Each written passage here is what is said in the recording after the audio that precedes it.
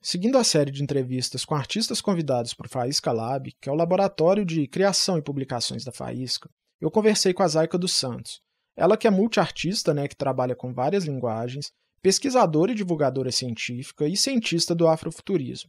Nessa conversa, entre os vários assuntos, ela fala sobre o afrofuturismo, tanto na ficção quanto na realidade, sobre suas formas de expressão artística e sobre o encontro do seu trabalho artístico mesmo com outros processos científicos, como a Big Data e o estudo sobre mídias sociais que ela tem feito. Então fique agora com essa ótima conversa com a Zaica dos Santos. Oi, Zaica, como é que você tá? E aí, João? Eu tô bem, você? Tudo bem? Quer dizer, na medida do possível, né? Exatamente, né? Mas tudo certo por aqui. Estamos começando aí mais uma entrevista da Faísca, Festival Internacional de Risografia. E então, para a gente começar, Zaica, eu queria te pedir para, dentre as várias atuações suas, a quantidade de coisas que você faz, você pode se apresentar para as pessoas que estão nos assistindo aqui com um breve resumo mesmo assim do seu trabalho. Sim. Então, na verdade, eu sou multiartista, pesquisadora e cientista do afrofuturismo, né? Eu trabalho com a perspectiva de afrofuturismo, arte, ciência, tecnologia e inovação africana e afrodescendente, né? Que foi negado historicamente, né? Que é a presença de africanos e afrodescendentes na história da ciência, da inovação, né? Enquanto contribuição do conhecimento universal. Estou finalizando uma graduação em licenciatura em artes plásticas na Escola Guinhar, pela Universidade do Estado de Minas Gerais. Sou tecnóloga em rádio e TV, tecnóloga em web designer e audiovisual. Eu sou bolsista de iniciação científica através do Instituto Sua Ciência. Eu faço parte do grupo de extensão universitária, que é o LabFront, né, onde a gente trabalha com a perspectiva de arte e tecnologia em uma perspectiva científica muito ligada à pós-humanidade, né, à pós-modernidade, à tecnologia, o hibridismo. E, para além disso, eu integro a rede 500 Cientistas, que é uma rede internacional que reúne cientistas do mundo inteiro. E também sou pesquisadora filiada à Associação Brasileira de Pesquisadores Negros, que é a BPN. Então, assim, são várias coexistências. No meio dessas formações e desses processos, eu fui criando alguns projetos especificamente. Em artes visuais, tem o Nokia Nagô, que é um projeto onde eu trabalho com as diversas áreas das artes visuais, entre fotografia, escultura, pintura, desenho, gravura, performance, arte digital. E tem também a Salt Sound System, que é uma iniciativa que eu fundei, que é um coletivo de sound system que reúne aí mulheres cis e pessoas trans, né, pessoas não cis, pessoas LGBTQI+, em sua maioria negras. Então, a gente tem um sistema de som que tem um formato de um salto alto, vai com esse sistema para a rua, instala ele na rua, bota o som, é uma correria, assim. No meio desse processo, eu formei 400 pessoas, né, porque começa um processo educativo, ligado à arte e educação, e aí depois que vira o sistema de som. E para além desses dois projetos, que são mais voltados para a arte, tem a minha criancinha, que é muito ligada ao meu processo de pesquisa científico, que é a Afrofuturismo Arte STEM, onde eu desenvolvo aí todas as minhas pesquisas científicas, divulgação científica, escrita de artigo, né, divulgação de conteúdo científico via plataforma web, e foi através dela que eu participei também da primeira divulgação científica do Conselho Britânico, junto com o Museu da Manhã, junto com a BBC de Londres, que se chama Mulheres na Ciência. Então, a gente criou uma publicação relatando aí os diversos processos, né, das mulheres no campo da ciência, e aí a minha pauta especificamente o afrofuturismo. Muito legal. Isso. É coisa demais, né? Caramba! Isso mesmo. Exato, né? Para a gente começar assim, mais dentro da ideia da Faísca mesmo, assim, da coisa da arte impressa, a sua habilitação na Guinhar é em serigrafia, né? Eu queria saber um pouco desse trabalho seu com serigrafia e sobre a sua relação com a arte impressa.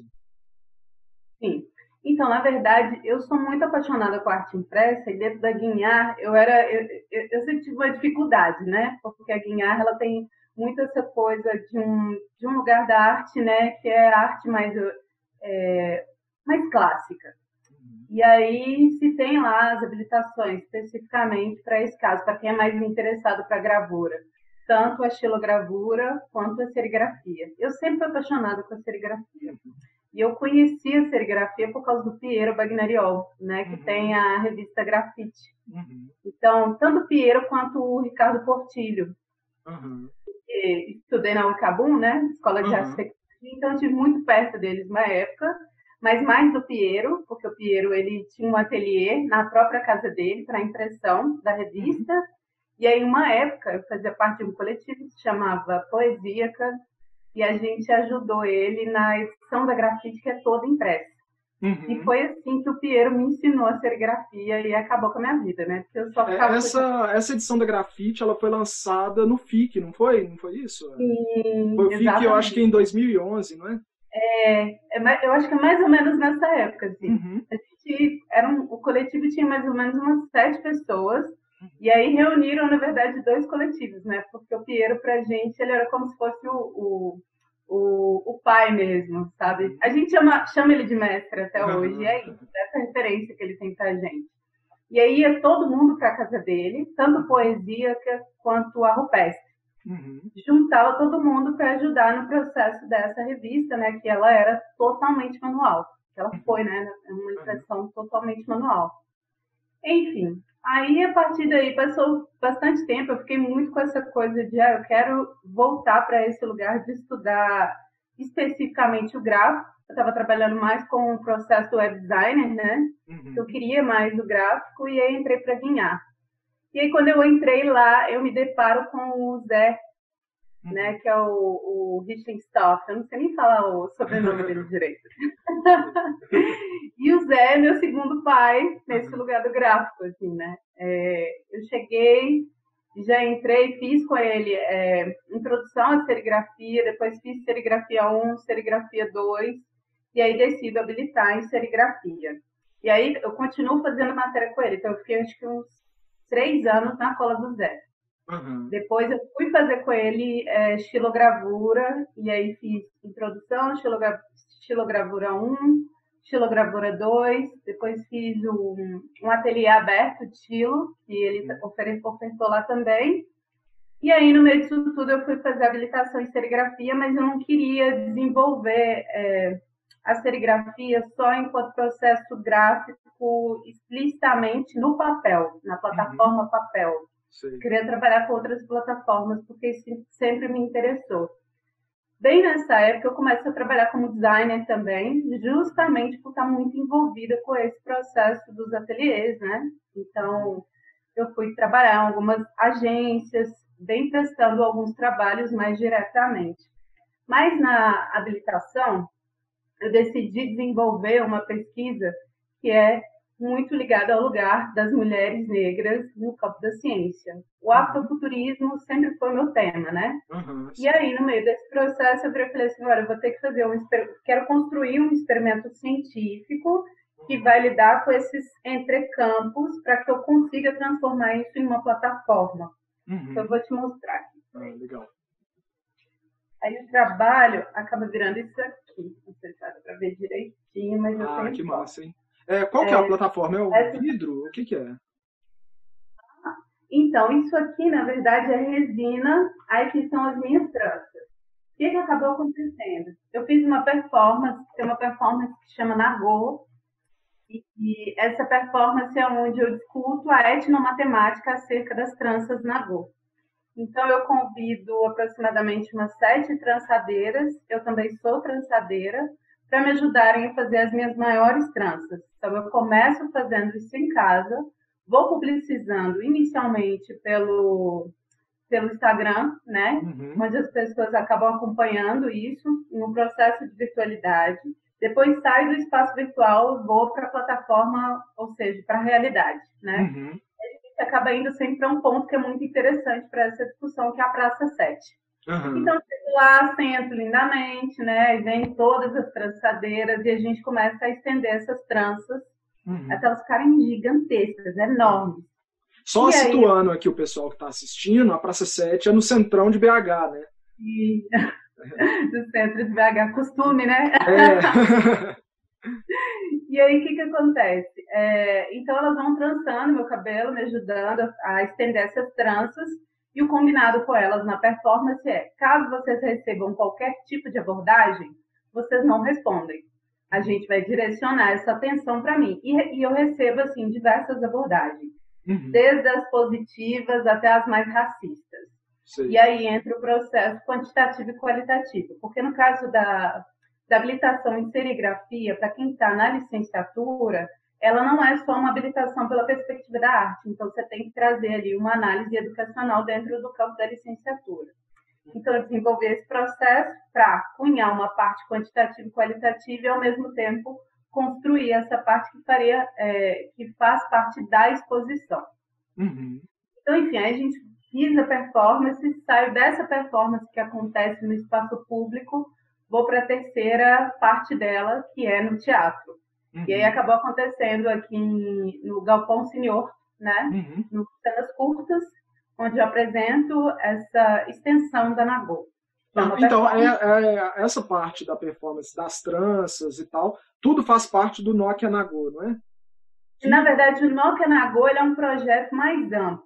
Que tem várias ramificações e linguagens. Dessa pesquisa, especificamente, o nome dela é Afrofuturismo, Arte, Ciência, Tecnologia, Inovação Africana e Afrodescendente / Cientistas Negras. É meio que uma legitimação de campo mesmo, sabe? Enquanto discussão, não só no campo da arte, né? Porque essa discussão já tem acontecido, mas é uma legitimação enquanto campo. Enfim, acontece a performance, posterior à performance no teatro, eu volto para a Praça 7, né, para o centro de Belo Horizonte, fico aí mais ou menos 1 ou 2 semanas com as tranças, né, me locomovendo por tudo quanto é lugar, as pessoas lidando com isso, né? E aí eu volto para o ponto onde eu trancei o cabelo para cortar as tranças. Então, dali eu corto as tranças, eu resino e faço essas placas. São 3 placas, né? E ela está escrita o que é afrofuturismo, arte, ciência, tecnologia, inovação africana e afrodescendente. Aí tem essa segunda placa aqui, que é quantas cientistas negras você conhece? E tem essa terceira placa aqui, que é o Sona. O Sona é um desenho, né, da civilização africana Tchokwe. Eles faziam desenhos matemáticos no chão. E esse Sona, especificamente, ele representa aí as tranças. E aí, enfim, depois que eu decidi cortar as tranças, eu resino, transformo elas nessas placas, né, maiores. E aí passo por um processo que foi, assim, super delicado, que é imprimir em cima da resina, né? Eu não quis fazer decalque, eu queria trabalhar com impressão manual mesmo, eu queria dar certo. Então isso quer dizer que eu estou bem musculosa. Pois é. Eu fiquei, acho que mais ou menos, se não me engano, uns 2 meses até eu conseguir bater a referência certinha, conseguir fazer a impressão correta. E aí, enquanto mostra, né, eu coloco as placas dispostas junto com algumas expressões mais científicas acerca da pesquisa. Tem essa peça gráfica, né, que é onde eu vou trazer essa relação do fractal africano acerca das tranças Nagô. Depois eu posso te mandar as imagens, tá? Eu acho que talvez fique melhor. E aí tem as fotografias, porque eu trabalho com impressão fine art, no caso da fotografia. E aí as fotografias acabam sendo o que aconteceu na rua, né? Onde eu estou trançando, onde eu estou cortando as tranças, onde eu estou lidando com o urbano também, né? Com essas tranças muito gigantescas. E o processo que acontece aí via Instagram, que as pessoas acabam acompanhando. E aí, enfim, acabou que aconteceu uma coisa muito legal, que essa performance ela foi premiada, né, no prêmio Leda Maria Martins. Eu fiquei super surpresa, recebi essa notícia tem umas 3 semanas, virei caralho. E eu achei muito interessante, porque foi acerca da temática, que é o quilombismo, e eu trago muito esse lugar, né, essa contemporaneidade de se discutir a afrocentralidade. O quilombismo está um pouco ligado a esse lugar de um entendimento da afrocentralidade e do panafricanismo, enquanto perspectiva de se entender negro e se colocar nesse lugar. Ou seja, as tranças na Angola costumam ser muito referenciadas à ideia do cultural, né? É uma referência cultural e ponto. Mas acerca dessa relação da etnomatemática, poucas pessoas discutem isso. Então, quando eu fui fazer o projeto em si, eu fui cunhar isso através de uma pesquisadora, que ela é socióloga e ela está fazendo agora o doutorado dela, onde a tese dela é sobre a etnomatemática acerca das tranças na Angola. E essa discussão acaba surgindo na década de 70, né? O que é a etnomatemática? O que a ocidentalidade apagou aí enquanto relações com conhecimento, né? Então, a etnomatemática ela não trabalha só com a perspectiva da matemática africana, né? Ou da matemática afrodescendente. Ela vai trabalhar com povos originários, né? Ela vai trabalhar com pessoas que foram colonizadas. E aí, o que foi muito interessante no meio do processo é que quando as pessoas conseguiam ver as pedras e elas liam a frase, elas se sentiam muito questionadas pela frase e pela foto das tranças, aquela foto não, pelas tranças resinadas. Então, elas ficavam me questionando bastante. Aí eu pensei, eu acho que eu tenho que trazer esse processo, porque eu fui crescendo o processo, né? Na verdade, as pedras na Go, que são essas que eu acabei de mostrar, elas fazem parte de uma instalação inteira. Então, são as pedras, as fotografias, e aí tem também o QR Code, que é o que leva para o site, que se chama Cientistas Negras. Porque aí lá as pessoas conseguem ver o processo, conseguem ver o vídeo, né, o que aconteceu na rua, né? Conseguem ver também a relação com as cientistas, que é onde eu coloco lá uma série de cientistas negras que estão no Brasil, que estão construindo esse campo, que estão descolonizando o que a gente entende como ciência ocidental. Sim, esse próprio questionamento, né, que está nas pedras, né, de quantas cientistas negras a gente conhece. Eu mesmo, assim, quando eu tento pensar, eu não conheço quase nenhuma, assim, talvez nenhuma que eu consigo citar, assim, né, tipo, e, quer dizer, tem você, né, você também é cientista, né? Sim, então, total, mas é aí que tá. Ao mesmo tempo que eu estou nessa dimensão, o que acabou acontecendo comigo foi isso, assim, porque historicamente se tem uma ideia de representatividade, o negro pela perspectiva da representatividade. E o negro pela perspectiva da emancipação. Vou até corrigir, o negro não, o afrodescendente, pela perspectiva da emancipação. A gente já sabe que o conhecimento ele foi roubado em uma perspectiva colonizatória, né? E aí tem essa coisa de o que é conhecimento em África. Aí, essa semana passada, eu fiz uma live com o Museu do Amanhã, justamente trazendo esse lugar do conhecimento histórico africano. E aí a gente já começa com esse lugar. Por exemplo, Stonehenge, que é o que a gente ouviu falar, que é o primeiro sítio arqueastronômico do mundo, aquela coisa e tal. E, na verdade, não é. Né? Na realidade, é na Playa, que está lá no Egito, na África. Então, tem essa coisa do que foi invisibilizado historicamente.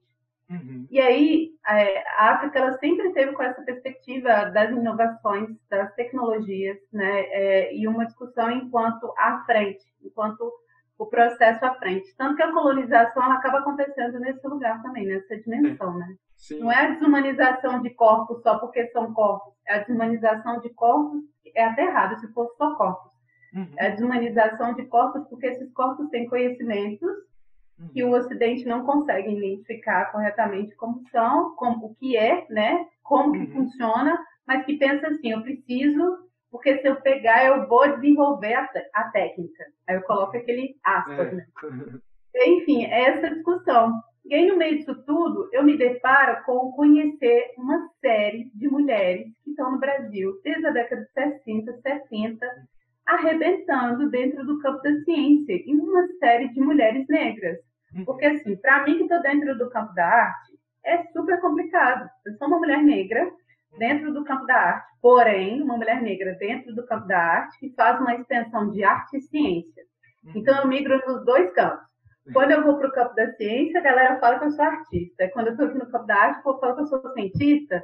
Então, eu não sei mais o que eu sou. Então, isso é tudo ao mesmo tempo, né?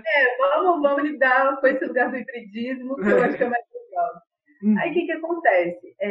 E aí, quando eu consigo conhecer elas, conviver com elas cotidianamente, porque enquanto eu estava desenvolvendo a pesquisa, eu decidi conviver, eu decidi conhecê-las, né? Eu decidi ter próximo, e eu queria saber qual que eram os olhares, as percepções delas acerca do racismo dentro do campo da ciência e a perspectiva de descolonização da ciência.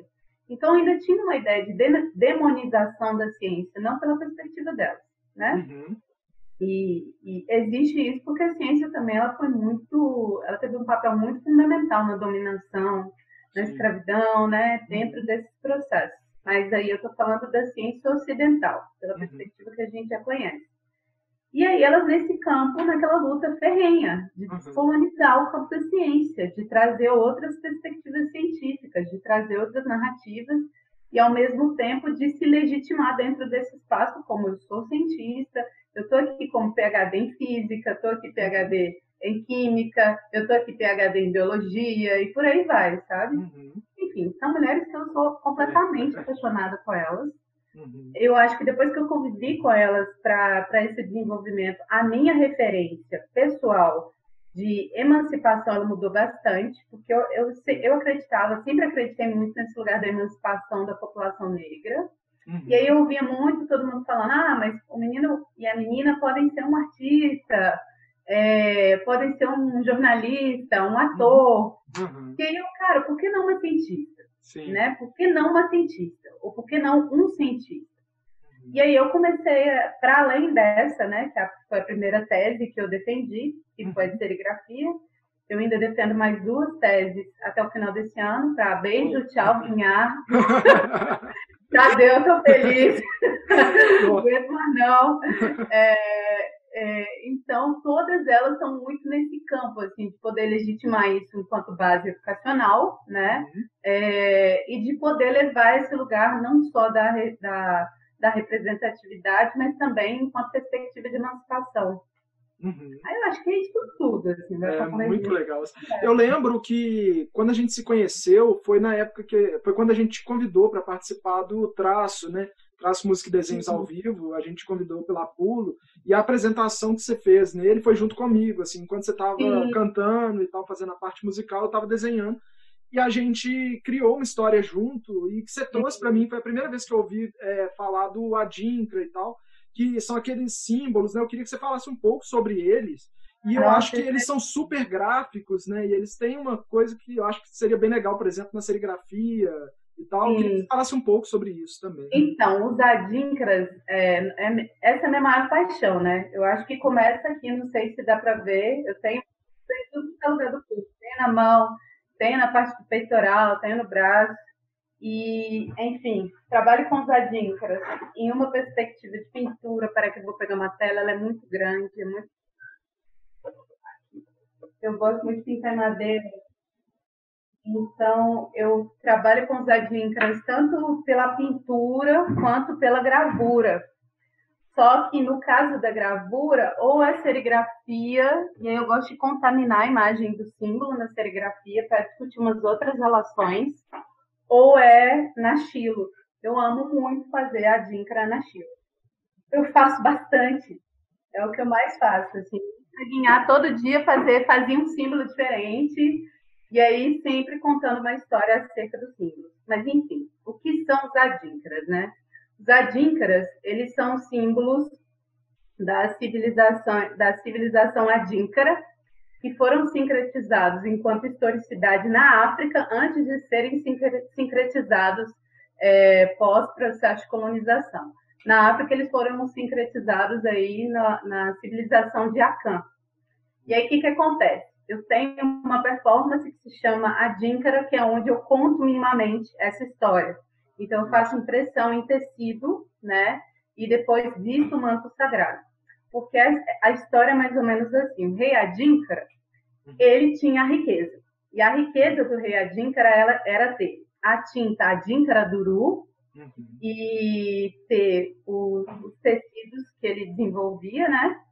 E ter também os carimbos que eram feitos através dos símbolos Adinkaras. Esses carimbos eles eram feitos em cabaça, e aí ele fazia cada escrita, aqui no Ocidente a gente chama de escrita iconográfica, mas uma perspectiva africana não dá para minimizar, né? É muito maior do que uma iconografia. E aí, enfim, ele fazia esses símbolos e cada símbolo tinha uma representação específica, né? Existe um dicionário que vai datar aí cada significado de cada um desses símbolos. E aí o rei Adinkara, ele simplesmente decide enfrentar o rei de Akan. Ele chega no rei de Akan e vira e fala assim com ele: eu tenho a mesma riqueza que você. Aí o rei de Akan vira e fala com ele: você não tem, não. Porque eu tenho ouro. Aí ele: eu tenho sim, eu tenho os Adinkaras, eu tenho conhecimento, eu tenho a tinta Adinkara Duru. E aí o que acaba acontecendo? O rei de Akan, ele manda matar o rei de Adinkara. E aí todo o reino de Adinkara e todo o conhecimento do reino de Adinkara acaba sendo sincretizado com a civilização de Akan.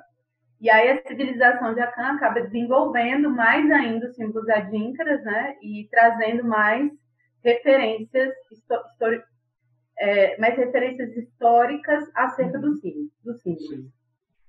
Aí, enfim, aí acontece isso, assim, muitos anos antes da colonização, qualquer coisa desse tipo. Porém, acaba acontecendo um processo muito louco no meio disso tudo, né? É um processo de desumanização de civilizações africanas. E a partir desse momento, o que eu gosto sempre de frisar é que foram escravizados, né? Mas não eram escravos, mas viveram em situação de escravizados, né? Pessoas que são de 54 países, de 5 famílias linguísticas, porque a gente está falando de família linguística, não de dialeto, exatamente mais de 2.000 línguas, não dialeto, sim línguas, é linguagem mesmo, isso das que a gente consegue identificar hoje na contemporaneidade. Porque para além dessas, tem muitas que a gente não sabe, que ninguém vai saber. E é isso, assim, nessa coisa de ainda tentar redescobrir esse lugar histórico. Então, quando acontece isso em um processo colonizatório, essas civilizações que são escravizadas, elas acabam tentando trazer a remanescência histórica desses símbolos, a necessidade de manter eles vivos. Sim. E aí, aqui no Brasil, a gente tem um que ele é muito, muito conhecido, que é o Sankofa. Eu não vou ter o Sankofa aqui agora para te mostrar, mas depois te mostro. Legal. Eu acho que eu não tenho ele aqui. Porque eu pinto eles, mas o Sankofa é um dos que eu não pinto justamente por isso. Já tem muita referência visual. Sim. Eu lembro de do que a gente usou, né, nessa ocasião do traço. Ele era parecido com um pente, assim, e a história, o roteiro que você me mandou, o roteiro que você me mandou na época que a gente conversou para criar essa história, ele era justamente em torno de uma questão do cabelo, Exato.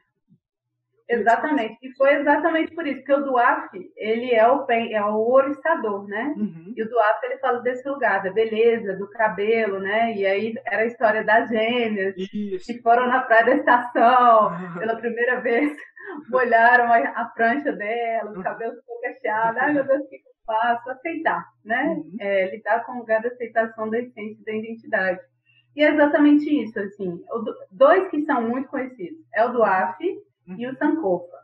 E aí o Sankofa ele acaba sendo sincretizado em uma perspectiva da religiosidade africana, ou religiosidade afro-brasileira. O Akofena também, o que é muito maluco, assim, que eu tatuo os Adinkaras no meu corpo, porque eu sou muito apaixonada pela história dos Adinkaras. Eu fico fazendo os símbolos o tempo inteiro, imprimindo, gravando. Então é isso. Mas eu entendo que, historicamente, aconteceu um sincretismo, né? E aí é muito engraçado como aqui em Belo Horizonte as pessoas, às vezes, olham para mim e já me colocam em um lugar de uma religiosidade específica, né? Justamente por causa dos símbolos que eu tenho tatuado no corpo. E aí eu fico impressionada como esses lugares eles acabam se vinculando assim, historicamente, mas como é muito importante visibilizar o que é a historicidade dos Adíncaras.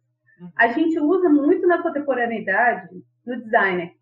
Toda vez que um designer escuta aquela frase assim, você tem que fazer um trabalho falando sobre cultura negra. Ele não está sabendo mentalmente, mas ele está trabalhando com Adíncara. Porque a maioria, ou tanto no designer quanto na moda, quando as pessoas começam a reproduzir aquela ideia de texturinha africana. Não é texturinha africana, são vários símbolos, cada um tem um significado diferente. E aí, infelizmente, é isso, né? Esse lugar, às vezes, da apropriação, esse lugar de suprimir cultura, faz isso com uma historicidade que ela é bem ampla, ela é linda. Eu estou vendo aí na sua prateleira o Angola Janga. Né? Sim. Salete, deixa eu pegar ele aqui. Pegar ele aqui para mostrar para o pessoal.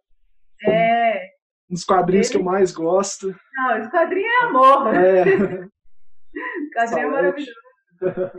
Ele trabalha não só com os Adíncaras, mas o De Salete ele trabalhou lá no Museu Afro. E o Museu Afro Brasil é um museu que vai trazer essa perspectiva descolonizatória mesmo sobre a historicidade africana. Tem uma seção lá que se chama Arte, Adorno e Tecnologia no período da escravidão. Acho que eu tenho um catálogo. Esse aqui é um catálogo que é super legal, que se chama Arte, Adorno, Design e Tecnologia no tempo da escravidão. Vou abrir aqui um pouquinho. Esse catálogo é da exposição permanente do museu, que vai trazer aí essa perspectiva da gente poder entender quais foram as tecnologias que foram desenvolvidas pelos africanos aqui no Brasil, né? Por exemplo, aqui em Minas, poucas pessoas falam sobre o processo da mineração, né? Porque a mineração ela tem um papel fundamental aí nessa fundação deste país meio maluco. E aí os negros foram trazidos para cá, os africanos, né? Eles eram de Benin especificamente porque eles sabiam fazer a manipulação do ouro. E aí tem gente que fala, veio para cá porque só ia prestar mão de obra, mas na verdade não, porque eles tinham um conhecimento de como manipular o ouro, né? De como fazer esse serviço específico à mineração. Deixa eu mostrar aqui mais uma seção do museu. Tem como fazer visita virtual. Então vamos deixar o link aqui embaixo, então, para quem quiser. O Museu Afro é meu favorito. O De Salete trabalhou lá bastante tempo, quando ele foi escrever Angola Janga. Porque eu lembro de já ter lido sobre isso também. Eu fui na exposição dele, que estava lá no Museu Afro. E de Instagram eu sempre acompanho, troco uma ideia com o De Salete também. E, enfim, ele passou bastante tempo trabalhando como educador ali no Museu Afro. E é onde ele vai também coletando essas diversas informações para poder construir essa obra maravilhosa com Angola Janga, com Buiá, entre outras que ele propõe, né, que ele traz e apresenta. Então, enfim. Mas voltando para esse processo da mineração, então você tem uma série de africanos que vêm para cá, que tem um conhecimento tecnológico, né, de como se fazer a mineração. Outra referência que eu acho que é super importante para quem tiver interesse nessa história é o coletivo lá de Ouro Preto, que se chama Outro Preto. Esse coletivo, um dos fundadores dele é o Du Evangelista. Ele é responsável pela mina do Veloso. Ele é um engenheiro, ele é engenheiro negro. É muito legal esse processo de história dele e de pesquisa. E aí ele decide, né, ir pesquisar especificamente a mina do Veloso, para poder datar e visibilizar toda essa historicidade acerca das tecnologias desenvolvidas por africanos enquanto processo de mineração lá em Ouro Preto. E aí, enfim, para além dele, existe uma série de teses que vão falar desses lugares, né? Também vão dizer por que Ouro Preto não é mais capital, né? Porque quando a população afrodescendente, né, que está lá, africana, começa a ficar rica, né? Vamos tirar daqui esse bloco porque é complicado, né? Não pode. Enfim, é muito louco como tudo se converge historicamente. Sim. Essa necessidade de permanência histórica, né? Quando a gente vê aí os símbolos sincretizados, ao mesmo tempo a gente vê algumas perspectivas que são matemáticas, vê jogos, né? Igual os jogos de búzios, são jogos, é um jogo de tabuleiro, né? Então é muito, esses lugares eles me interessam muito enquanto cruzamento de diálogo, enquanto perspectiva também. Não, bem legal. Tudo isso, né? Acho que é tudo isso. Que eu queria saber, então, que antes você tinha falado da performance das tranças e tal, mas eu queria entender a Nokia Nagô. Eu queria que você falasse um pouco específico assim, disso. Assim. Existe a cultura Nokia, que a cultura Nokia é uma civilização especificamente que foi entendida aí como a primeira civilização que fazia referência à arte africana, ou que construía em si o que é dito hoje na contemporaneidade como arte africana. Na contemporaneidade, não na perspectiva africana. E aí, a civilização Nokia, eles faziam tranças específicas, né? Eles faziam esculturas e essas esculturas tinham tranças. Então, eles se autorrepresentavam muito.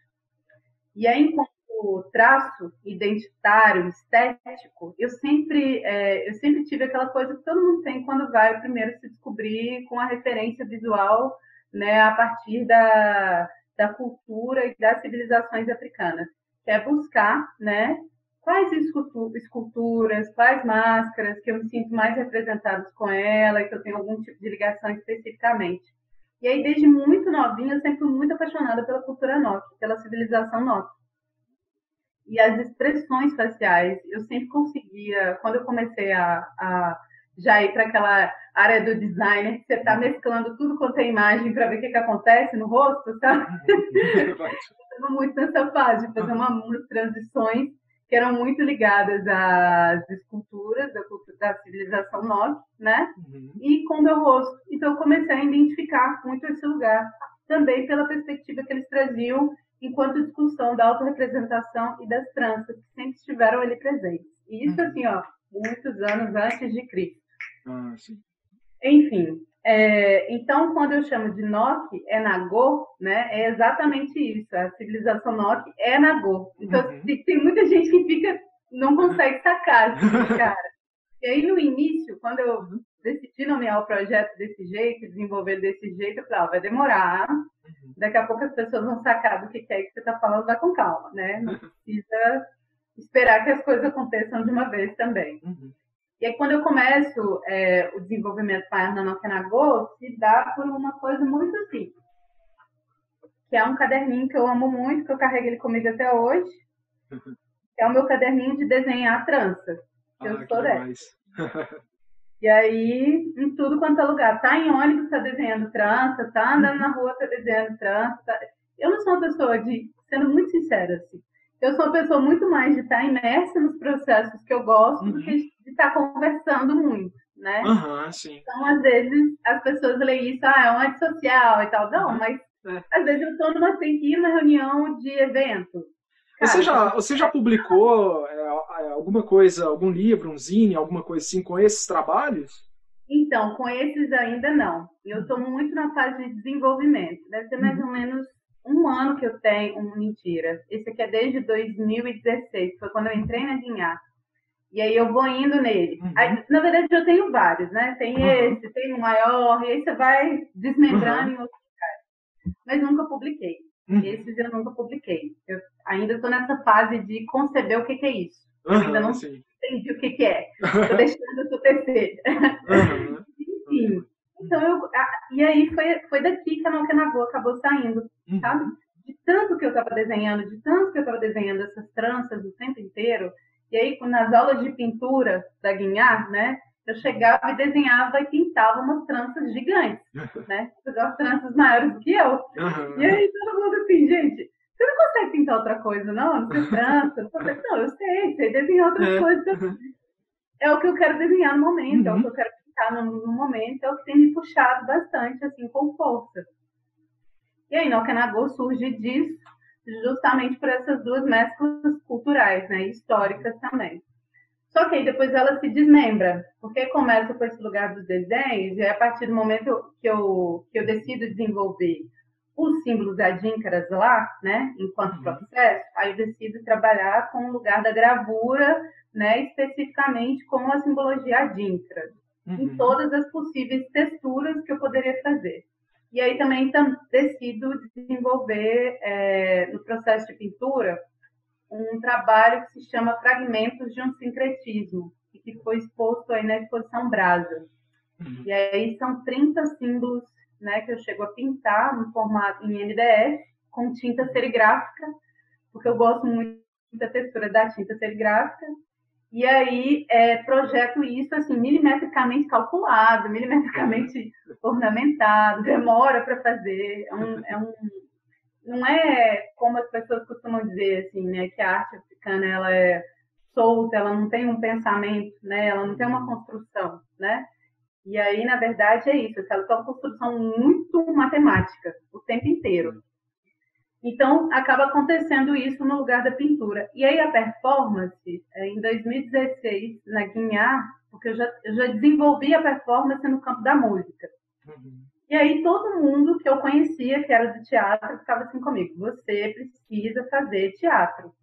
E eu ficava assim, gente, mas eu não quero o teatro, entendeu? Eu acho o teatro legal, mas não é o teatro que me interessa. A performance, ela me interessa em um outro olhar ainda. Eu não sei qual é.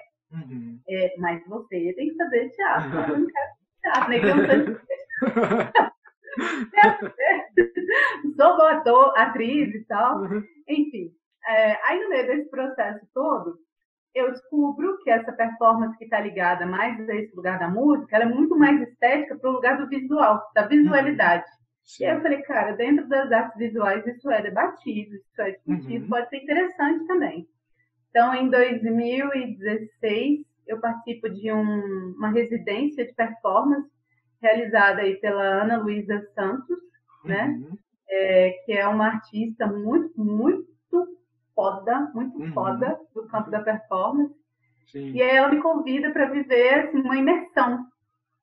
No mesmo tempo que na Guinhar, né, o Marcos Paulo Rola, também é outro artista muito foda do campo da performance, não só da performance, ele abre lá novamente a matéria que é a habilitação introdução à performance. Eu falei, cara, é isso, é o momento, chegou, vamos lá. E aí eu sempre fui muito dessas, assim, eu sou muito aberta para a arte, né? Eu tenho essa familiaridade com esse lugar e eu quero sempre viver esse lugar de imersão para ver o que acontece também com o corpo, quais são os desmembramentos do corpo. Só que o que acaba acontecendo é que não é aí que nasce essa relação com a performance, ela acaba nascendo lá no Poesia. Lá no Pinheiro, Poesia, não sei o que e tal, porque a gente não sabia especificamente o que a gente era enquanto coletivo. Então a gente queria atacar em tudo quanto era lugar. É gráfico, estamos indo. É performance, estamos indo. É para pintar, é para fotografar, sabe, assim, híbrido. E aí eu tive uma vivência muito forte com a Teresa Portes, pelo projeto Nessa Rua Tem um Rio, que era um projeto especificamente de performance.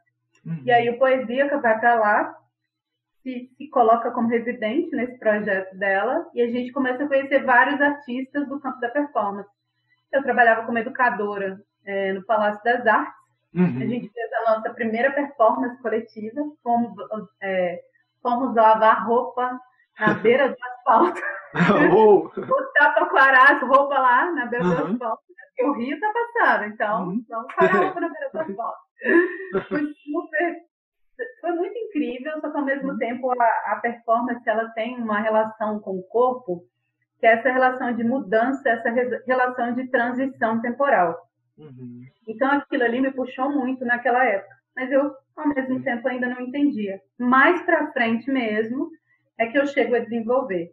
Então eu participo do Perfura, né, que é o ateliê de performance, ficou uns 2 meses como residente, e para além disso faço essa matéria com o Marcos Paulo, né, e aí a Nagô nasce, a performance Nagô, ela já existia escrita, só que ela não tinha na Guinhar, porque a Guinhar era aquele lugar assim, antes da matéria de performance.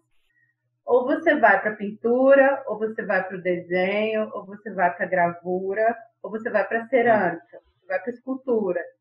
ou, né, a fotografia, que surge aí como o campo mais ligado à cultura digital, né? E aí, para mim, que já entrei na Guinhar depois de ter feito um tecnólogo de rádio e TV, ser formada em audiovisual, formada em web design, eu falei, o que eu tô fazendo? Chegou uma hora que eu falei, o que eu tô fazendo dentro dessa universidade?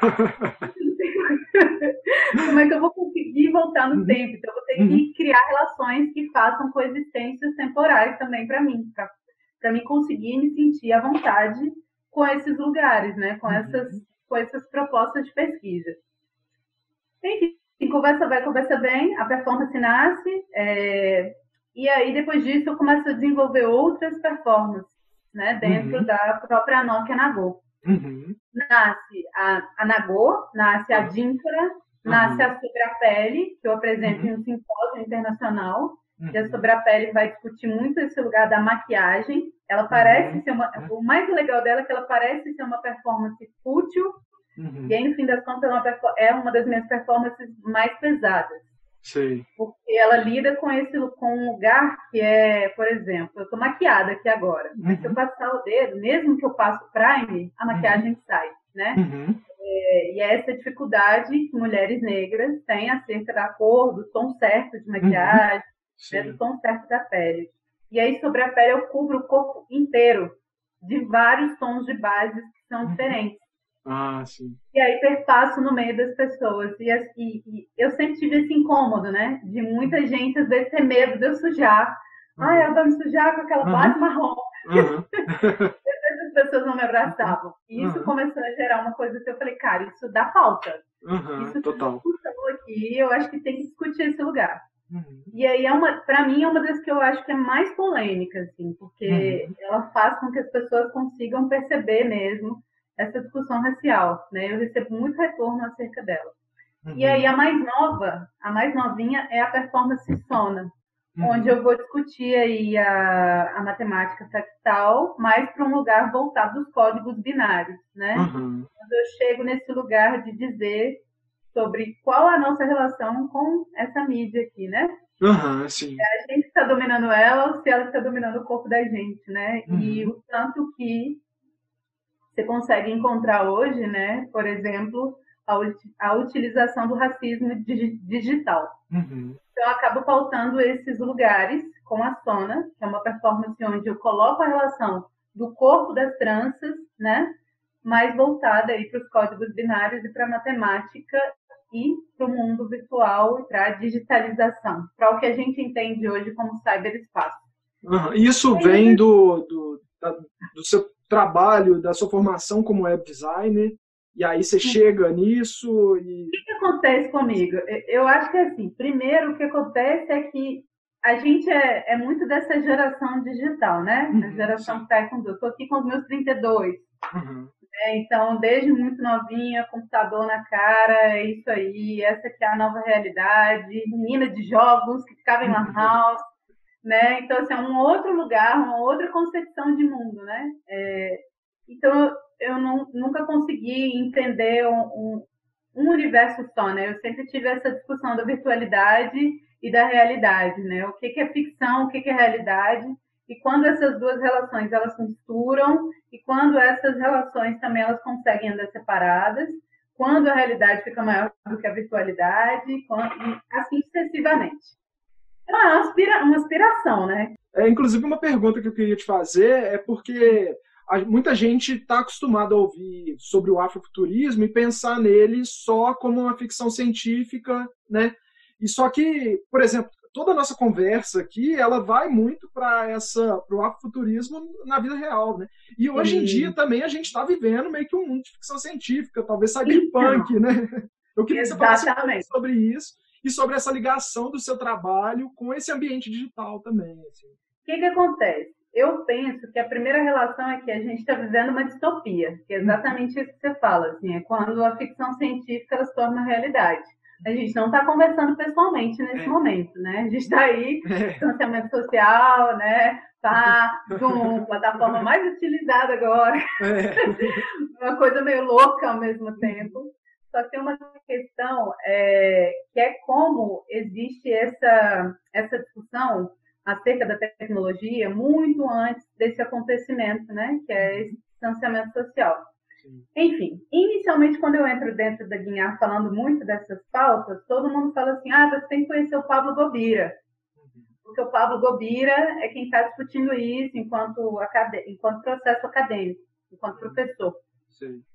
E aí, enfim, eu já conhecia o Pablo Gobira antes de entrar na Guinhar. Eu falei, eu conheço ele. Eu já li algumas teses dele, acho o trabalho dele incrível e tal. E aí espero um tempo certo, né, para correr atrás do Gobira, para que ele conseguisse orientar minha pesquisa. Primeiro, decido fazer aí as matérias optativas, né, porque o Gobira, ele é um cara do conhecimento teórico, então todas as matérias dele dentro da Guinhar são teóricas. E aí tem muita gente que fala, mas escrever, arte, escrever, gente, são coisas diferentes. Eu não acho, né, eu acredito muito na mescla desses dois lugares, do artista e etc. Sim. E aí começo a assistir uma matéria dele que se chama Arte e Vanguarda, que é onde ele vai fazer a relação de todas as vanguardas históricas, né? Então, assim, eu tomei pau na matéria, que a matéria é muito difícil. Se a matéria da primeira vez, eu não vou dar conta não, gente, sou muito artista, né? Depois eu falei, vou tomar pau de novo. E aí eu já estava discutindo o afrofuturismo. Eu já discuti o afrofuturismo antes de entrar na Guinhar em uma perspectiva da música. E aí eu fui entendendo que eu queria discutir em outros lugares. Falei, cara, estou aqui, vamos discutir no campo das artes visuais. Ok, vamos discutir enquanto campo científico. Tá, mas para mim legitimar, eu vou ter que deslegitimar ou refutar, né, um autor, que é o Mark Dery. O Mark Dery, em 1992, ele cunha um artigo de cultura pop que se chama Black to the Future. E aí esse artigo, ele vai falar um pouco desse lugar de que não existiam negros na internet, né? Não existiam afro-americanos e nem escritores afro-americanos. E aí ele cunha esse artigo meio perguntando assim, onde que está esse futuro? Onde que está esses escritores, né? A gente está aqui pensando em futuro na web e tal, mas não tem essas pessoas. Mas, na verdade, elas já existiam, né? E aí ele acaba cunhando esse artigo e usando um jazzista que é muito importante na história do afrofuturismo, que é o Sun Ra. Só que o Sun Ra, ele já está nessa prática de falar de afrocentralidade, de falar de diversos futuros negros, né, de falar de processos que são distópicos enquanto ficcionalidade, desde a década de 70.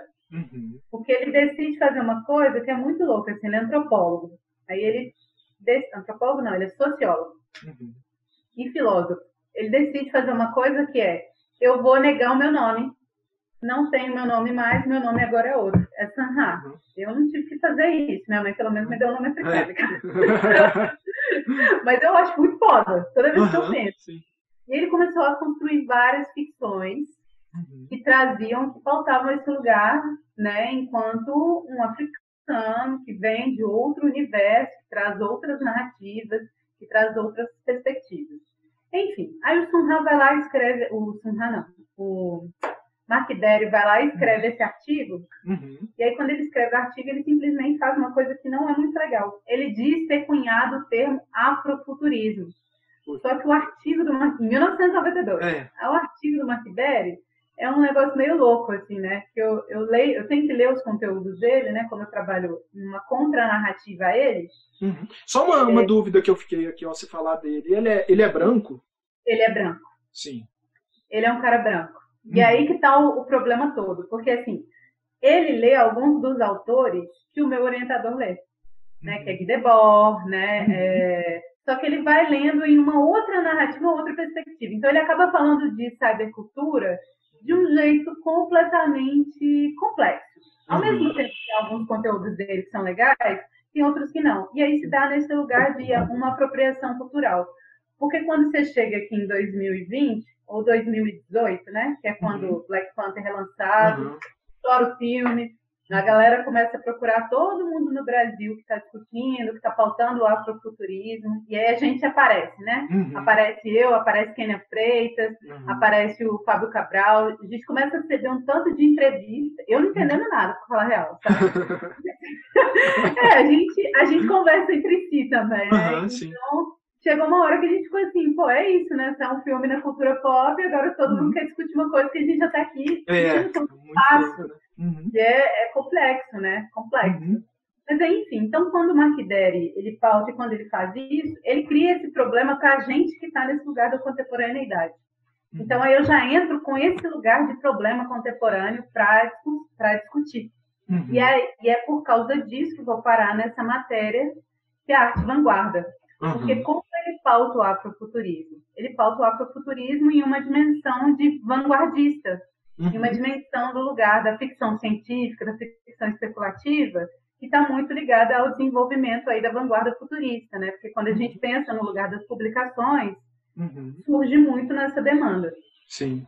E aí tem um negócio, né, que o futurismo enquanto vanguarda, ele não tem uma relação com o passado, né? O negócio é negar o passado e vamos para frente. Negar o passado, você fica para trás. E o afrofuturismo não. Ele tem uma dimensão temporal e atemporal, que é de passado, presente e futuro.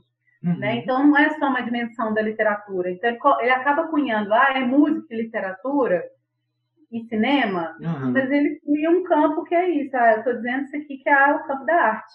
O que eu entendo e o que eu acho que é. Eu aqui, o escritor que vai ter autonomia de cunhar esse artigo em uma revista pop em 1992. E aí começa uma série de discussão. Igual na última live que eu participei, né, que foi no Museu da Manhã, eu tive que conceituar tudo.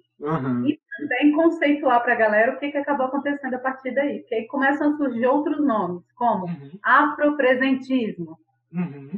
Aí tem o outro também, que é African Futurism, que é uma escritora que ela decide negar essa relação com esse afrofuturismo por causa dessa narrativa desse autor, né? Aí tem esse afropresentismo, que é para falar do agora, porque afrofuturismo, para quem cunhou, não dá conta. Então, assim, começa, quem é contra, eu não sou. O não afrofuturismo, sabe? Então vira uma loucura, porque vira um campo muito amplo e com diversas discussões, né? Enfim, então nesse processo que eu acabo me aproximando muito do Gobira, e eu gosto muito desse campo da discussão das vanguardas artísticas, né? Eu acabo decidindo, cara, esse cara tem que ser meu orientador, vou ter que pegar no pé dele, e ele é um cara difícil do caralho. Ele é muito legal. Fala difícil naquele âmbito assim, porque ele é uma pessoa que, olha, se é isso que você quer, você tem que correr atrás e fazer acontecer enquanto processo. E aí, nessa época ainda, quando a gente ainda estava começando esse processo de orientação dessa pesquisa, né? Eu já estava com esses lugares visibilizados. Então, eu já estava na mídia falando sobre o afrofuturismo e muito preocupada. Porque toda vez que eu chegava e falava, olha, é arte, ciência, tecnologia, inovação africana e afrodescendente, a galera vinha, não, é só cinema, não, é só literatura, não, é só... Eu falei, cara, vai demorar. Isso em 2016. De 2016 para 2020, que aconteceu uma coisa muito louca, né? Quando eu passo nesse processo do Museu da Manhã, né? Faço essa divulgação científica, as pessoas conseguem entender em uma outra dimensão, até porque lá foi discutindo somente com mulheres que trabalham no campo da ciência. Então aí a gente começou, opa, peraí, tem outras esferas de discussões. Sim, tem outras esferas. E aí, para chegar, né, no que aconteceu na semana passada, quando de repente me deparo com, manda o vídeo aí, a gente vai colocar aqui o vídeo na rede, e é isso, 4.000 visualizações. E aí, falando desse lugar mesmo, com esse processo histórico, que é o lugar da emancipação. E aí, sim, aí com as pessoas entendendo, não, gente, ela está falando do campo da ciência, ela está falando de uma dimensão que é científica. Sim, eu estou falando de um lugar que se a gente não legitima esse campo agora, né, lá no futuro a gente vai começar, no futuro o amanhã, com essa nova discussão de, mas e a população negra? Ela está no futuro ou ela não está no futuro? Por que a ficção científica não legitima? Não sei o quê. E o campo do cinema? Mas e os cientistas que estão ausentes? Mas e o testemunho histórico? Eu não estou sozinha nessa perspectiva, né?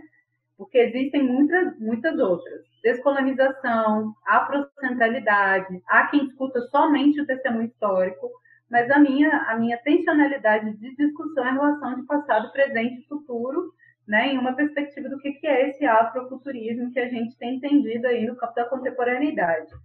Agora, tem uma outra coisa, que é a desumanização dos corpos, né, de afrodescendentes. Sim. Quando a gente pensa por esse lugar do genocídio da população negra, né, que é o que tem acontecido aí continuamente, constantemente. Então, quando a gente pensa nesse lugar, a gente pensa nesse desumanizado, e isso é tão cognitivo, está tão ligado à cognição das pessoas, que aí quando chega aqui no raciocínio de, mas eu sou um humano, uma pessoa, né, negra, afrodescendente, que está fazendo um trabalho.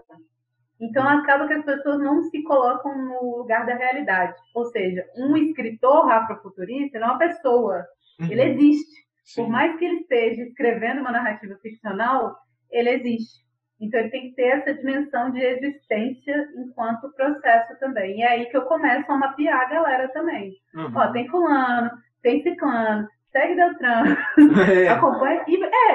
E aí acaba que é isso, assim, nas lives que eu tenho feito, esse ano começou assim, como é a terceira pesquisa, e eu estou como bolsista de iniciação científica, e aí eu ia rodar o Brasil inteiro fazendo a parte prática da pesquisa, aí acontece a quarentena, eu tive que dar uma freada, né? Aí a galera, não, então vamos rodar pelas lives. Então, no meio das lives, eu fiquei conhecida como a louca do link.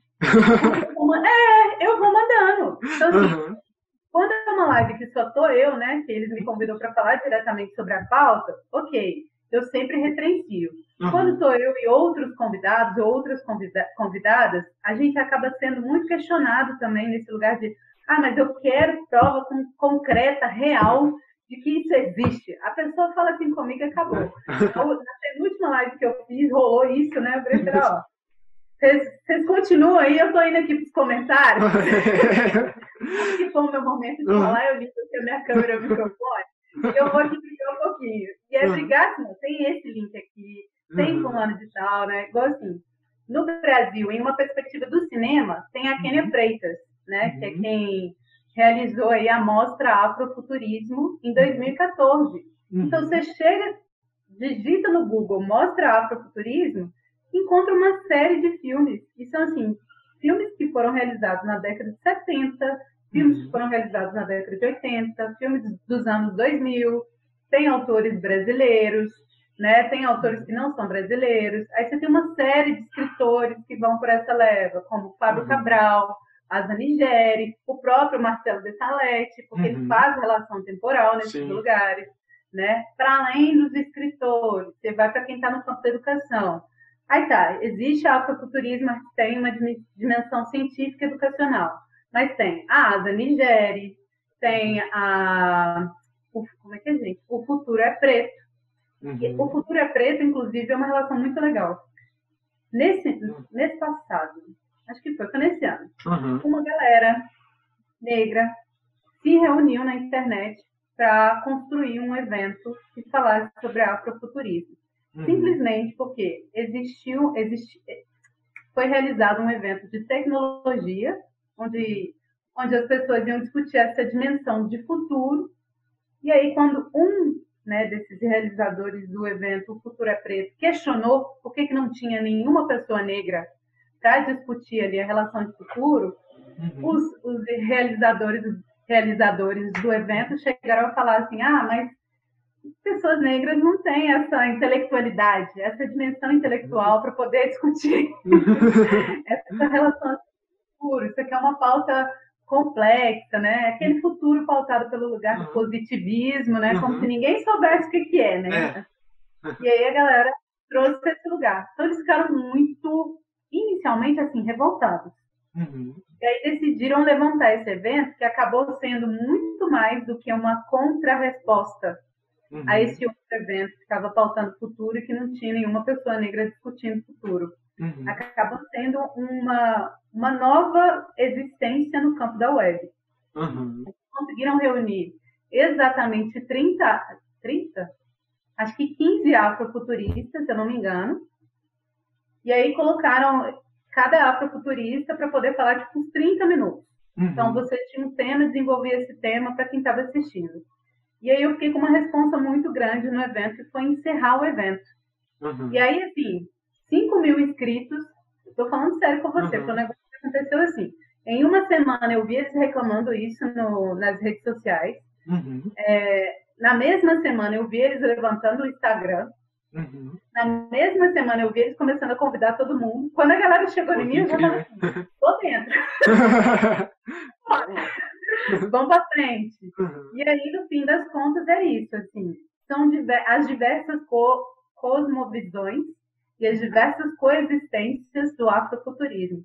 Que aí é onde eu começo a pautar isso com todo mundo, né? Porque aí começa uma discussão no Brasil acerca do tema, que é quem sabe mais. Né? E essa discussão, exato. E essa discussão nem é acerca de quem está discutindo ou quem está pautando, né? É como a gente tem esse lugar cunhado pelo conhecimento ocidental, né? Esse conhecimento é certo, esse conhecimento é errado. Então as coisas elas acabam confluindo nesse lugar. E aí a não ocidentalidade vai muito pela ideia da cruz baconga, que é um conhecimento mais circular. Sim. Então, eu comecei a cunhar isso com a galera, né? E pautar isso em toda a live. Gente, é coexistência afrofuturista, coexistência afrofuturista. Até que dentro da própria Afrofuturismo Artstem, eu crio o programa, né? Que é um videocast, que eu transmito via Twitch TV, e depois vou colocando ali no Instagram para as pessoas acompanharem. Tem muito essa ideia de gamificação nele, né? Que se chama Coexistência Afrofuturista. Eu vou vindo com a galera, chamando a galera, vem cá, vamos conversar. Conta aqui como é que é o seu processo. Não é nem contar o que você entende sobre afrofuturismo, mas é te humanizar enquanto pessoa que está discutindo essa pauta. No âmbito de o que você está discutindo, quem é você, o que você está propondo. Deixa as pessoas te conhecerem para que as pessoas acessem seus canais, né? Vamos discutir esse lugar para além do que a gente já tem discutido. Então, nas lives eu tenho sempre cunhado esse lugar. Até porque o conhecimento africano é isso, assim, ele coexiste. Sim, mas, enfim, afrofuturismo é um assunto que se deixando nós vamos aqui, ó. Pois é. Eu estou super aprendendo aqui com tudo que você está falando, assim. Uma coisa que eu queria saber de você é que você também, igual você estava falando, a louca dos links e tal, e a gente está vivendo esse momento de gabinete do ódio, de bolsonarismo nas redes dominando, WhatsApp, WhatsApp, enfim, e aí você me falou dessa questão da louca dos links e tem essa questão da Big Data também. Eu queria que você falasse um pouco disso, assim. Então, a Big Data é uma outra relação muito importante para mim, porque eu estudo Big Data, né? A minha pesquisa, ela faz essa imersão nesse lugar. Inicialmente é muito entendido como essa ideia da pesquisa quantitativa e qualitativa, mas tem uma visão muito ocidental nesse lugar, e a minha visão não parte desse lugar ocidental, né? Parte de um outro lugar acerca dessa dimensão dos dados e acerca da dimensão do que a gente entende como informação dentro da web. Isso começou assim, né? A Zaika vai lá com uns 15 anos de idade, está na Lan House, né? Jogando joguinho com os amigos, pai tá, aperta F11. Opa, o que é isso aqui? Sempre dessa, já abri computador, e daí vai. E aí comecei mesmo a dar uma desenvolvida mesmo para esse lugar, para essa discussão acerca do Big Data e acerca dessa memória, né? Porque eu acho que é a dimensão e a relação de memória que a gente tem que entender que é o que está sendo criado dentro desse campo que é o web. Agora, politicamente, né, falando, o que eu tenho feito atualmente é a desativação do meu corpo do espaço virtual. Por que eu tenho feito essa desativação? Porque eu acho, né... O que seria essa desativação? Desativação é, por exemplo, eu tenho o meu dispositivo móvel, que é o meu celular. E aí eu não fico o tempo inteiro disponível no WhatsApp para as pessoas, né? Isso é um costume meu já desde quando o WhatsApp surgiu. Uma, porque desde a época em que se tinha só o celular, eu odeio o celular. Eu não tenho uma relação muito boa com conversar no telefone, e eu não tenho uma relação muito boa em conversar no WhatsApp, porque para mim é a mesma relação de conversar no telefone. Então eu gosto de ver, sabe? Eu tenho a relação de eu tenho uma preocupação com isso, de ver o rosto da pessoa, saber o que eu estou dizendo, o que a pessoa está dizendo, ou se está entendendo ou não. Enfim, então, quando eu comecei com essa desativação no WhatsApp, né, eu tinha um primeiro número e as pessoas começavam a me contactar, e com essa coisa do campo da arte, né? Você começa a contar para fulano, para ciclano, beltrano, de repente você está com uma rede que todo dia, né? Bom dia, boa tarde, boa noite, bom dia, boa tarde, boa noite. Aí você tem que dar bom dia, boa tarde, boa noite para todo mundo. E eu sempre entendi que essa relação do contato por telefone era mais pautada em a conversa com a minha família, né? A conversa em uma dimensão mais universitária, né? Mas em questões que são mais pontuais, mais necessárias como urgências, né? E aí eu faço essa desativação, começo nessa época, deixo até um certo tempo. Aí, a cada ano eu decido trocar o número de telefone. Então, ok, de 2016 até 2017 é um número, de 17 até 18 é outro, de 18 até 19 é outro, por aí vai. E aí muita gente falava assim comigo, cara, mas você é muito doida, você tá perdendo contato de trabalho, você tá isso, aquilo, você tá... Cara, o que eu fico pensando é que eu preciso começar com um outro fluxo, né, de diálogo com as pessoas. Então, eu preciso entender se realmente essas pessoas querem me contactar, mais do que eu tê-las ali na rede só por ter. E isso foi me dando uma certa dificuldade até com o Facebook. Teve uma época, né? Começo a usar o Facebook em 2010, não era tão conhecida no Facebook. Aí começo a visibilizar, a ficar muito visibilizada, né? Quase que virar uma social media, uma influência. Sim. Não, eu lembro uma época do Facebook que você tinha vários perfis, né? Exatamente. Não, e eu tinha que ter vários perfis porque as pessoas me cobravam, sabe? Que era assim, ó, você não me adicionou aqui no seu perfil, não, mas eu tenho amigos, eu não consigo. Não dá. Você dá seu jeito de fazer um outro perfil para falar Caraca! Eu consegui entender a dimensão tão potente, assim, que tinha acerca dessa relação, sabe? De como as pessoas lidavam mais com o avatar do que comigo. Porque aí, quando as pessoas me viam presencialmente, não era a mesma relação que elas tinham com o meu avatar, sabe? A relação que elas tinham com o meu avatar era grande avatar! E elas me viam pessoalmente, elas não conseguiam nem me cumprimentar. Eu ficava assim, mano, o que está acontecendo aqui? Isso é muita loucura para mim. E aí foi bem nessa época que eu começo a refletir quanto a esse uso da web. E é como se tem gente que fala que eu mesma me boicotei no Facebook para não crescer, para não virar influencer. Eu não nego, porque eu não tinha interesse nenhum de me tornar uma influencer, né? Eu respeito quem tem essa profissão, mas para mim eu acho que não era uma dimensão de discussão. Assim, eu sempre quis discutir pautas acerca de outras intelectualidades, que eram mais profundas, que eram mais imersas. E eu entendi que a web, ela tinha essa dimensão, só que não só dentro das redes sociais. Eu vi as redes sociais e continuo vendo como, tipo assim, é uma superfície, né? Que você cria essa ideia de identidade de espelho. Então, ok, se eu postar uma foto lá hoje, que eu tô sorrindo, que o dia tá maravilhoso, eles vão vir umas 100, 200, 30, 400 pessoas curtir, comentar. E aí eu falei, cara, dá para ter uma outra discussão acerca dessa relação, né? Dá para ter uma discussão que é mais questionadora, dá para ter uma discussão que é mais provocativa, né? Dá para ter uma discussão que é mais incisiva, que aí quando eu começo a produzir um outro formato de texto para a própria rede social. E um outro formato de texto brincando também com essa ideia de uma escrita não perfeita. E aí começa um outro lugar dentro da web, né? É geração tombamento, não escreve direito, parará, e tudo isso, assim, cunhado nesse lugar mesmo do português, né? Que é quando Lélia Gonzalez, que é uma pesquisadora negra, uma cientista negra, cunha isso, né? Esse desmembramento histórico, né, do português, essa linguagem que nasce aí a partir de várias línguas, né, africanas, né, civilizações africanas, e que se mescla aí no que a gente entende hoje como português, e na defasagem, né, do que a gente entende como educação, aí se dá uma série de discussão, assim. Só que chega uma época que eu canso. Tem uma época que isso para mim é interessante, que o pau tá quebrando, e não é o pau tá quebrando, assim, tipo assim, ai, nossa, a pessoa vai me odiar, ou eu vou odiar a pessoa. Mas o que me interessa é é o que acontece no momento. É como aquilo ali é usado, né? Como essa dimensão de campo se dá enquanto rede social. Como que a gente consegue se entender, como que a gente se comunica, como que diverge também no sentido das informações.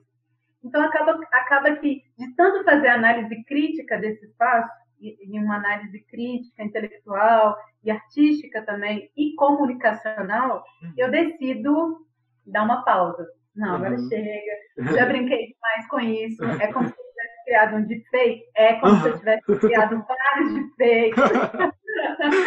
E, assim, eu acho eles super legais, até porque na hora que eu vejo as pessoas na rua, elas têm uma relação mais com o deepfake do que comigo, né? Sim. E é muito louco, assim, eu casei, né, e meu esposo, acho que foi no ano passado, ele participou de uma residência artística, que não vale citar nome, que foi super legal e tal. Ele é artista também. Ele é designer. Ele sim. É formado lá na escola de design, né, e ele trabalha com pixel art. Como é que é o nome dele? Guilherme. Guilherme, legal. E Guilherme, ele ilustra pixel art, assim, né, a mão livre e tal. Eu acho super louco, ao mesmo tempo acho muito bonito, né? Louco porque, assim, a adoro mão pixel art. Não, cara, mas ele ilustra a mão livre. Então. Essa é a parte surreal. Mas, enfim. E aí as pessoas questionaram ele. Como você dá conta de namorar, de estar com ela, de estar junto com essa menina? Ela é muito problemática, na internet ela está se debatendo, está discutindo com todo mundo, aquela coisa. E ele, cara, vocês não conhecem a Zay, vocês conhecem o personagem que ela faz. Não conhecem. E aí, enfim. Só que, para além disso, é quando, na Guinhar, eu começo a acompanhar todo esse raciocínio crítico, teórico do Pablo Gobira acerca da virtualidade. Então, a gente sai desse lugar que é a arte vanguarda, né? Porque tem que passar por ele, para depois ir para um outro lugar que é o questionamento do testemunho histórico, só que numa perspectiva do Walter Benjamin, né? O lado B do Walter Benjamin, e aí mistura tudo, né? Porque aí vira tecnologia, arte, inovação, política, né? Então, assim, cai em campos que me interessam, né? Só que em uma dimensão ainda de estou aqui dentro do campo da arte, ainda estou aqui, né? Só que fico membrando aí outras áreas. Sai desse lugar, acho que a gente cai em um outro lugar que é a análise de arte digital, depois curadoria em arte digital, e agora, atualmente, né, é a matéria que ele está ministrando, que é uma matéria que vai discutir esse lugar da realidade e da ficção, a mistura desses campos.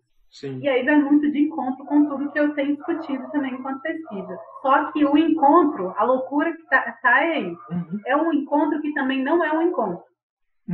Porque o Pablo, ele discute uma perspectiva de arte, ciência, tecnologia, só que em uma perspectiva ocidental. E eu trago a perspectiva de arte, ciência, tecnologia e inovação africana e afrodescendente. E o que eu acho muito legal é esse lugar dele entender assim, ó, ela fala, essa é a área que ela está discutindo, é o campo que ela está discutindo, e é um lugar que não é da mesma forma que eu estou discutindo. Então, assim, a gente acabou se aproximando pelo lugar do campo, pela discussão do campo, e por essa ideia mesmo desse mundo virtual que já é uma extensão do corpo, né? Sim. Que já estava previsto, só acabou acontecendo em 2020, né? Só acabou se antecipando um pouquinho mais. Então, assim, para mim, quando a quarentena veio, sendo muito sincera com o Cati, ela não bateu, assim, com tanto impacto. Não foi um susto imediato. Até porque eu já estava discutindo esses lugares, né, dentro da universidade. São matérias optativas. Então, você está ali se você quer. Você tem noção? As matérias deles são assim, começam com 50 alunos, terminam com 5. Sério, termina com 5. É muito artigo. Sabe? Você tem que escrever. Então, a Guinhar não tem esse costume, essa prática, né? É muito mais ateliê. Tanto que chega na hora de entregar o trabalho final, as pessoas às vezes têm dificuldade com a escrita. De tanto que vivenciou o processo do ateliê. E aí, no caso dele, é muito legal porque ele te dá uma outra dimensão, uma base teórica. E eu acho isso interessante justamente porque é um lugar que sempre me interessou no campo da arte é a análise crítica, sabe? é a análise num processo crítico, uma análise pela perspectiva da escrita, filosofia da arte, né, esses campos. Então, eu fiquei esse tempo com ele, ele segue me acompanhando ainda, né, enquanto pesquisa, e é isso. Aí aqui ele realiza também, aí eu acho que é super legal de falar do grupo, porque o Labfront, ele realiza o SAD, que é o Seminário de Arte Digital. É o Congresso Internacional de Arte, Ciência e Tecnologia. Se eu não me engano, estava na 5ª edição, deve vir a 6ª agora. E aí tem gente do mundo inteiro que discute arte, ciência e tecnologia em diversos campos, com diversas narrativas, diversas linguagens. E assim, o festival é super legal, o congresso é super interessante, e ao mesmo tempo é aí que a gente vai pautando esse campo também. O que aconteceu de mais louco, eu acho, é que as pessoas que estavam trabalhando, que estavam nessa imersão de discussão artística com ele, né, enquanto orientador, a gente já estava fazendo muita coisa antes da quarentena. Mas aí acontece a quarentena, rola um processo que é o olhar que vira, sabe? Então, assim, como a gente já está dentro desse campo da web, está discutindo 24 horas, né, o cyberespaço de um outro jeito, com outra narrativa, as pessoas começaram a olhar para isso que a gente estava fazendo, para isso que a gente estava discutindo, com um outro olhar, porque surge aí uma nova discussão, o novo futuro. O que é o futuro do amanhã? Ai, eu não aguento mais. Não, são vários. Novo mundo. Demais, assim. Não, muito legal mesmo, assim. Eu queria te agradecer muito, assim, são diversas coisas. Acabou que a gente nem conseguiu ainda falar da sua atuação na música também e tal. A gente vai marcar ainda uma segunda conversa, né, para abrir todo esse outro leque de... Pois é, se deixar eu vou indo. Não, mas foi um ótimo papo, assim, eu aprendi demais, eu tenho certeza que quem assistiu a gente aqui aprendeu várias coisas com tudo isso que você falou. E super importantes, assim, suas colocações também, assim, achei incrível e muito bom também ter sua visão em torno de todos esses assuntos que a gente conversou. Eu queria te agradecer demais, Aika, e para lembrar pro pessoal aí, né, você tá com o Zine no Faísca Lab e em breve também tem outras programações aí dentro da Faísca, Festival Internacional de Risografia, né? Legal demais. Muito animada com esse projeto, né? Inclusive, satisfação demais de estar participando. É isso, Valeu. João. Obrigadaça. Valeu demais, Aika. Abração para você, viu? Abraço.